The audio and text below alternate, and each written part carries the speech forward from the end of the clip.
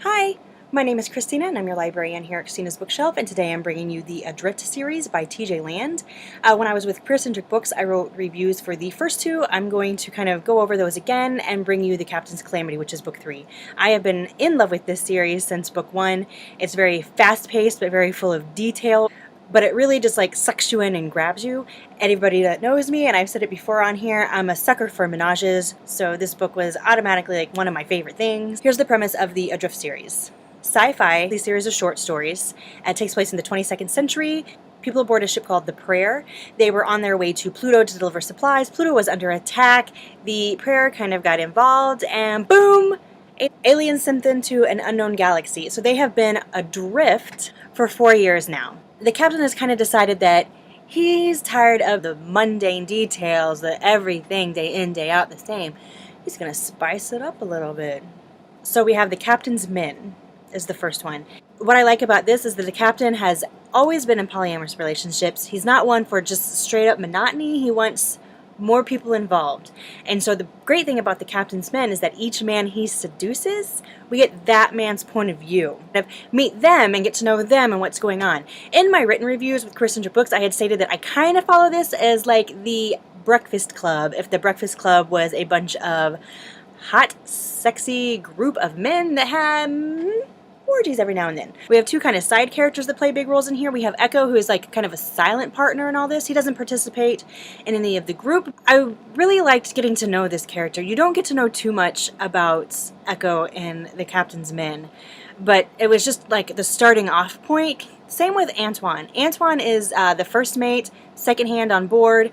Him and the captain fight like cats and dogs, and you have to wonder, why is he there? That brings us to the captain's encounter. The captain's encounter, Antoine finally talks the captain into landing on one of the 3 planets that looks kind of habitable, where it looks like they can land and explore and go on this adventure. So the captain takes some people off the ship, they take Antoine, and they go out exploring. One of the real pleasures of the captain's encounter is kind of like this scheme of a thing that Rick kind of puts together. He loves that they all get together and participate in this, but he kind of wants something more. And how he goes about it was just a really fun, sexy trip. Very, very much a turn on, while at the same time you're kind of laughing and enjoying the situation and getting another sense of these characters, this of the basics that you got in the Captain's Men. But like I said, TJ Land does a great job of giving you more than just the basics in such a compacted story, but nothing feels left out. Something happens to the captain in the captain's encounter. He gets like in this really big amount of pain, but he doesn't want anybody to see him as being weak, so he kind of ventures off by himself. In this venturing off by himself, the captain might possibly be kidnapped by a shape-shifting alien by the name of Rux. There's also like this little side story that's kind of being played out, which really like interested me into the Captain's Calamity.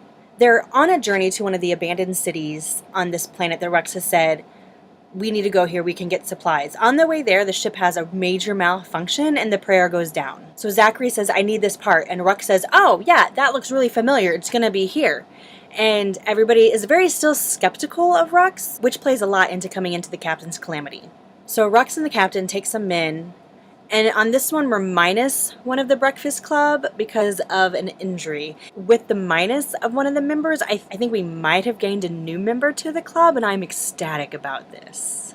So you're thinking, we've kind of gotten the gist of the Captain's Men, why it was named that, the Captain's Encounter, why it's named that, why the Calamity. Let's just say the city is not as abandoned as we think it is, and leave it as that.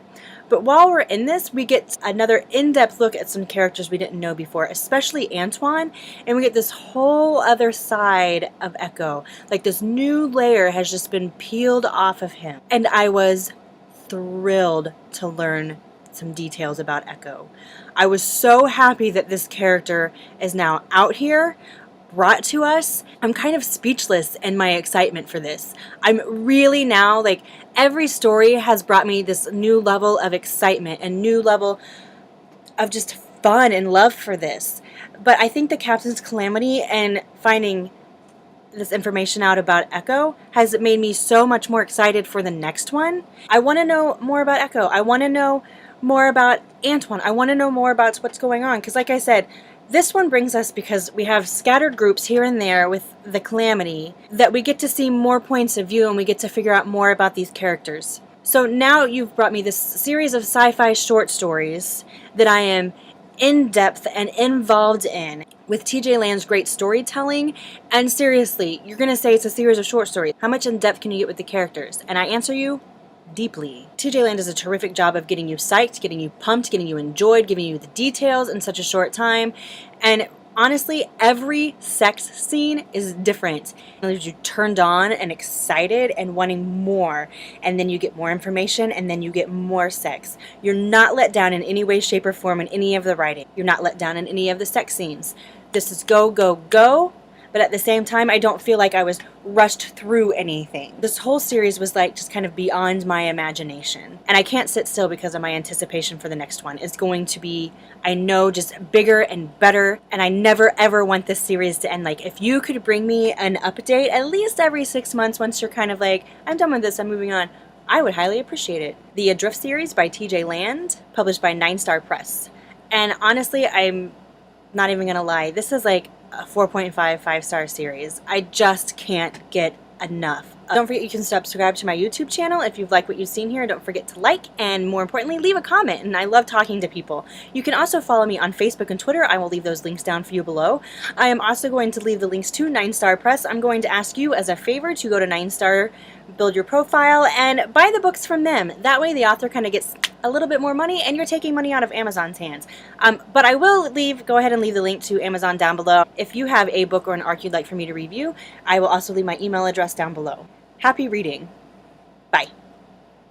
Hi, my name is Christina, and I'm your librarian here with Christina's Bookshelf. And today I'm going to discuss with you A Time to Rise by Tal Bauer. This is Tal's second book. I want it to be not confused with Enemies of the State. It is not a continuation of that series. This is completely new, and it falls into fantasy. So A Time to Rise is about the Swiss Guard, which is the smallest army in the world, and it is to take care of the Pope. They are centered around the Vatican, and they go